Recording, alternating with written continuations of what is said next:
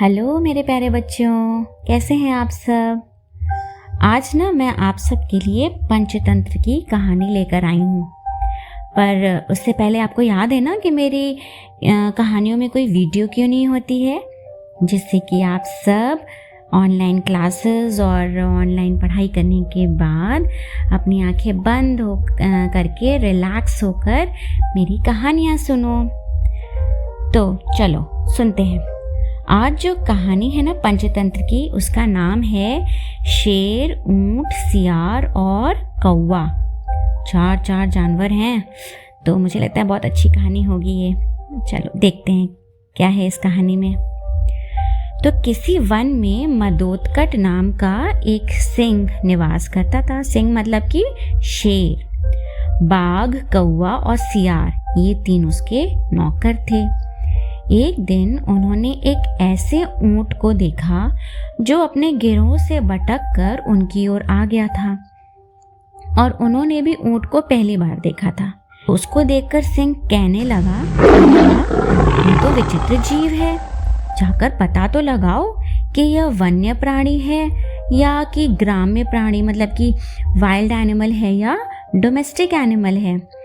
यह सुनकर कौवा बोला, स्वामी, ये ऊंट नाम का जीव ग्राम्य प्राणी है और आपका भोजन है, आप इसको मारकर खा जाइए। सिंह बोला, मैं अपने यहाँ आने वाले अतिथि को नहीं मारता। कहा गया है कि विश्वस्त और निर्भय होकर अपने घर आए शत्रु को भी नहीं मारना चाहिए। अतः उसको अभय दान देकर यहाँ मेरे पास ले आओ, जिससे मैं उसके यहाँ आने का कारण पूछ सकूं। सिंह की आज्ञा पाकर उसके जो अनुचर थे वो ऊंट के पास गए और उसको आदर पूर्वक शेर के पास ले आए। ऊंट ने शेर को प्रणाम किया और बैठ गया। शेर ने जब उसके वन में विचरने का कारण पूछा तो उसने अपना परिचय देते हुए बताया कि वह साथियों से बिछुड़कर भटक गया है। सिंह के कहने पर उस दिन से वह कथनक नाम का ऊंट उनके साथ ही रहने लगा। उसके कुछ दिन बाद मदोत्कट किसी जंगली हाथी के साथ घमासान युद्ध में फंसा और उस हाथी के मूसल के समान दांतों के प्रहार से वो जो शेर था वो अधमरा हो गया, पर किसी तरह जीवित बच गया और वो चलने फिरने में भी अशक्त हो गया था। उसके अशक्त हो जाने से कौवे आदि उसके जो नौकर थे ना वो भूखे रहने लगे, क्योंकि जब शेर शिकार करता था तो उसके नौकरों को उसमें से भोजन मिला करता था। अब सिंह शिकार करने में असमर्थ था। उसकी दुर्दशा देखकर सिंह बोला, किसी ऐसे जीव की खोज करो कि जिसको मैं इस अवस्था में भी मारकर तुम लोगों के भोजन की व्यवस्था कर सकूं। सिंह की आज्ञा पाकर वे चारों प्राणी हर तरफ शिकार की तलाश में घूमने निकले। जब कहीं कुछ नहीं मिला तो कौवा और सियार ने मिल करके सलाह की। तो जो सियार था वो बोला, मित्र कौवे, इधर उधर भटकने से क्या लाभ, क्यों ना इस कथनक को मार कर उसका ही भोजन किया जाए। अब उन दोनों की आंखों में तो वो कथनक ऊंट शुरू से ही खटक रहा था। वो तो पहले दिन से बोल रहे थे कि इसको खा जाइए।